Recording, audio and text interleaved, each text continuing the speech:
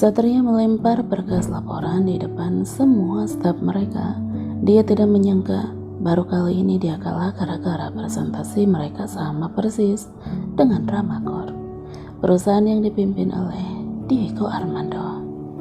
Bagaimana bisa presentasi kita semua sama persis dengan Dramakor? Apa ada salah satu dari kalian yang mencoba menjadi pengkhianat? Semua terdiam, tidak ada yang berani menatap ke arah bos besar mereka. Saat, kenapa kamu nyalahin mereka? Presentasi itu kan hanya kamu dan aku yang tahu. Lagian kalau mereka tahu, tidak mungkin juga mereka berkhianat pada kita. Kata Dinda mencoba menenangkan sahabatnya itu. Satria menghela nafas dan mulai duduk di kursi putarnya seraya mengendorkan dasinya. Dinda benar, jika mereka tahu isi presentasi itu, mereka tidak mungkin membocorkannya. Mereka semua bekerja pada aku sejak perusahaan ini belum sejaya ini. Tanpa mereka, perusahaan ini tidak mungkin sukses seperti sekarang. Gumam batin Satria mengetukkan jari jemari tangannya di atas meja. Dinda menghela napas, melihat hati kecil Satria yang tidak baik-baik saja. Kalian bisa bekerja kembali? Seru Dinda mengepakkan tangan mengkode mereka untuk keluar. Dengan cepat mereka keluar meninggalkan ruangan kerja atasannya itu. Gila, baru kali ini kita kalah tender. Gumam Roy mana sejajarkan jalannya dengan staf lainnya. Iya, kok bisa ya? Presentasi Pak Satria sama dengan perusahaan Dramakor? Saut Agnes mengernyit. Aku juga bingung kenapa presentasi yang dibawakan Pak Satria bisa sama persis dengan Dramakor. Dan tidak mungkin juga kalau Pak Bos kita yang meniru presentasi mereka. Ya enggak, Nah? Tanya Nanda mengagetkan Nana.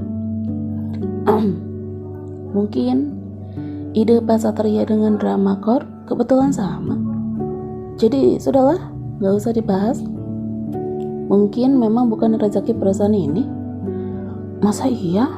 Tanya mereka serempak dan menatap satu sama lain. Ana mulai mengembangkan senyum tipisnya. Daripada kalian memikirkan hal yang sudah terjadi, lebih baik kita lakukan hal yang akan terjadi pada kita. Tunjuknya pada beberapa laporan yang menumpuk untuk bahan meeting berikutnya. Sebenarnya aku ini kenapa? Bisa-bisanya aku seharian tidak mandi dan tidak merias diri. Enggak aku banget deh, kata Rahel menatap wajah cantiknya yang memantul di cermin.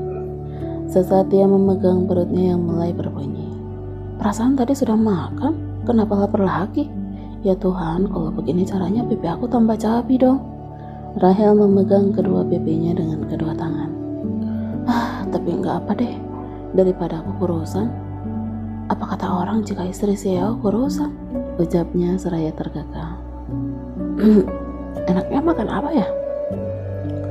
Sesaat makanan spesial mulai mengelilingi pikirannya.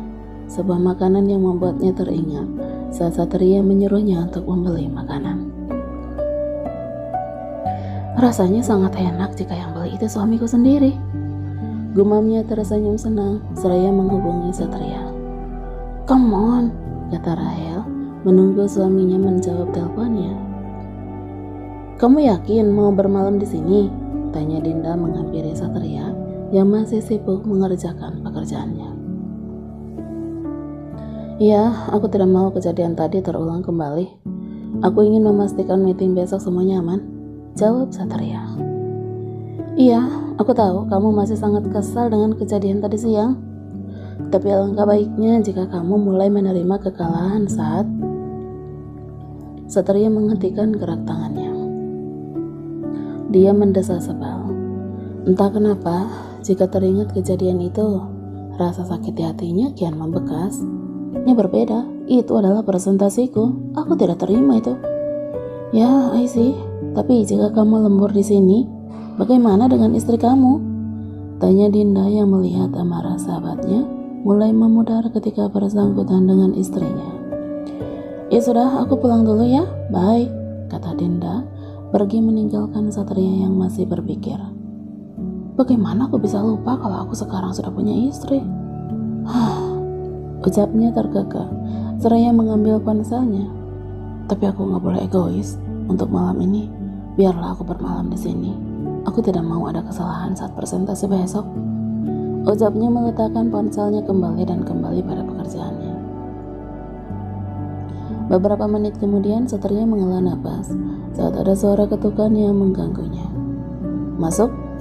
Sorry Sat, mengganggu waktunya sebentar. Kamu pulang dulu saja Don, malam ini aku ingin bermalam di sini. Tapi Sat, ini... Ujar Doni terhenti saat Satria mengkodenya untuk berhenti. Tolong bilang sama Rahel hari ini aku nggak bisa pulang. Baik Sat, thank you Don. Oke. Di tempat lain Darwin terlihat begitu sumringah setelah mendapat telepon. Kamu sudah melakukan hal yang terbaik. Aku akan segera melakukan apapun permintaan kamu.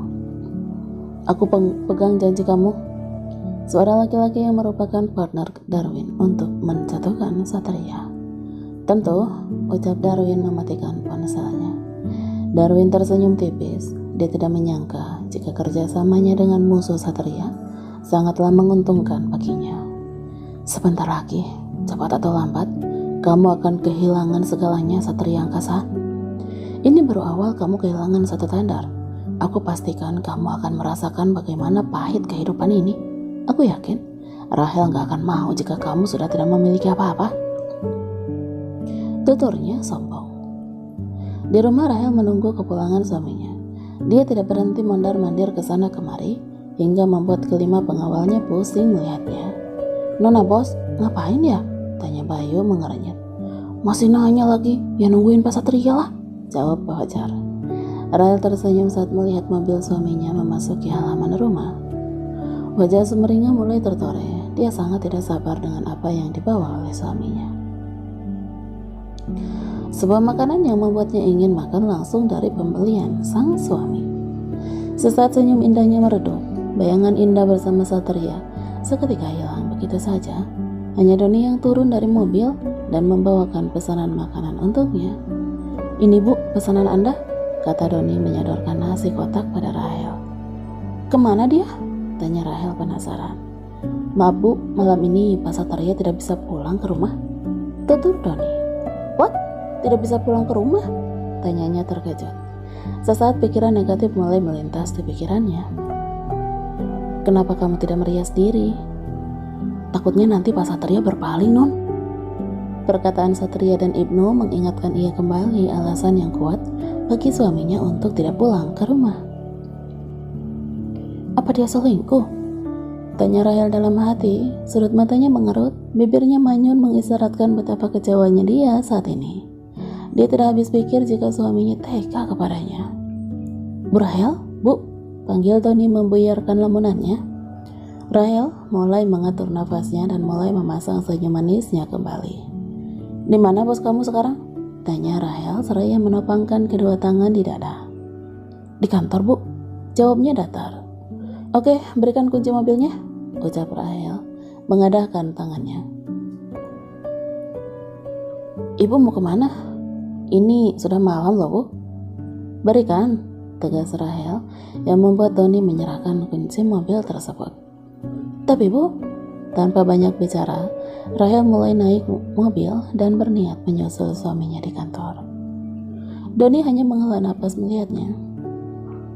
Dengan cepat ia berlari menuju mobil satunya untuk mengikuti Rahel. Bunyi klakson memanggil salah satu pengawal pribadi lainnya untuk ikut dengan Doni. Rahel menambah laju kendaraannya. Setelah apa yang dia lakukan padaku, bisa-bisanya dia mau selingkuh. Tidak, aku tidak akan biarkan itu terjadi. Aku istri sahnya, jadi aku berhak untuk marah, gerutu Rahel mengomel seorang diri.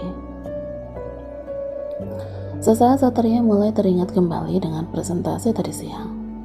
Jika itu kebetulan, tidak mungkin kata-katanya sama persis dengan apa yang aku buat. Apa ada penyusup yang masuk ke sini? Tapi siapa? Tanya Satria seorang diri seraya menyandarkan kepalanya. Kedua mata indahnya tidak berhenti mengerjap menatap ke atas. CCTV, ucapnya yang melihat arah kamera tersembunyi di pojok atas ruangannya. Aku bisa menemukannya, jawabannya di CCTV. Satria terlihat begitu lega. Tapi aku nggak akan menemukan apa-apa jika melihat CCTV dari sini. Orang itu pasti sudah menonaktifkan kameranya. Sial, kata Satria menendang tempat sampah yang terdiam sedari tadi di sampingnya. Sesampainya di kantor, Rahel menutup pintu mobil dengan keras. Kedua matanya memicing, nafasnya menggebu, dan bersiap untuk memarahi suami dan selingkuhan suaminya. Bisa-bisanya dia bermalam di sini dengan wanita lain, gumamnya dalam hati seraya menatap ke atas ruangan yang masih terang. Dengan amarah yang tinggi, Rahel bergegas masuk ke dalam. Syukurlah, Bu Rahel selamat sampai tujuan, ucap Doni memutar kembali mobilnya. Memangnya apa yang terjadi? Tanya Ibnu yang polos. Nanti kalau kamu sudah menikah, kamu akan tahu apa yang terjadi pada mereka, jawab Doni sok bijak. Kamu sendiri saja belum nikah, sok ngajari aku segala, bantah Ibnu terkekeh. Rasa amarah kini semakin mencari di diri Rahel. Kedua tangannya mengepal, kedua matanya memicing menatap ke arah pintu yang masih saja tertutup. Secantik apa wanita itu, sampai-sampai suamiku tidak mau pulang hari ini, gerutunya seraya membuka pintu dengan kemarahan yang memuncak. Ceklek. Serangkaian kata serapah sudah ia siapkan untuk seorang pelakor yang berani menggoda suaminya. Namun kata-kata itu menghilang begitu saja saat melihat suaminya tertidur pulas dengan masih mengenakan sepatu di kedua kakinya. Tidak ada siapapun di sana, hanya suara alunan musik yang mengisi ruang kerja luas itu. Kedua matanya memicing saat melihat beberapa laporan berserakan di atas meja kerjanya. Tempat sampah juga berserakan dengan isinya. Ternyata dia bekerja, gumam batin Rahel tersenyum senang. Dia mulai berjalan menghampiri suaminya yang tertidur pulas di sofa. Wajahnya terlihat begitu lelah dan letih, sehingga Rahel tidak mau mengganggu tidurnya. Selamat malam sayangku, ucap manis Rahel, seraya mencium kening Satria. Satria membuka mata dan terkejut saat istrinya berada di depannya. Rahel tersenyum dan menoleh ke arah tangan suaminya yang memegang lengan tangannya. Ini bukan mimpi, gumam batin Satria menyeringai. Kenapa? Kenapa menyeringai? Apa kamu pikir aku berada di dalam mimpi kamu?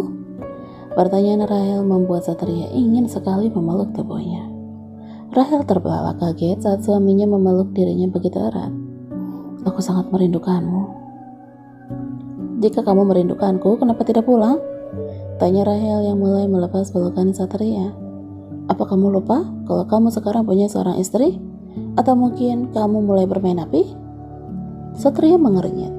Dia tidak habis pikir jika ketidakpulangannya hari ini membuat istrinya begitu khawatir. Kenapa diam? Apa dugaanku benar? Tanyanya dengan muka yang bete. Satria sangat senang jika istrinya cemburu kepadanya. Baginya itulah satu hal di istrinya yang begitu menggemaskan. Perlahan ia mulai memegang kedua pipi dan mencubitnya. Bagaimana mungkin aku bermain api, sedangkan kamu sendiri selalu membuatku tidak bisa menyalakan api itu sendiri. Benarkah? Apa kamu gak bohong? Rahel tersenyum senang mendengarnya. Kedua tangan suaminya begitu hangat hingga ia tidak mau menyingkirkan tangan lembut suaminya. Senyum kamu, aroma wangi rambut kamu membuatku selalu ingin bersamamu.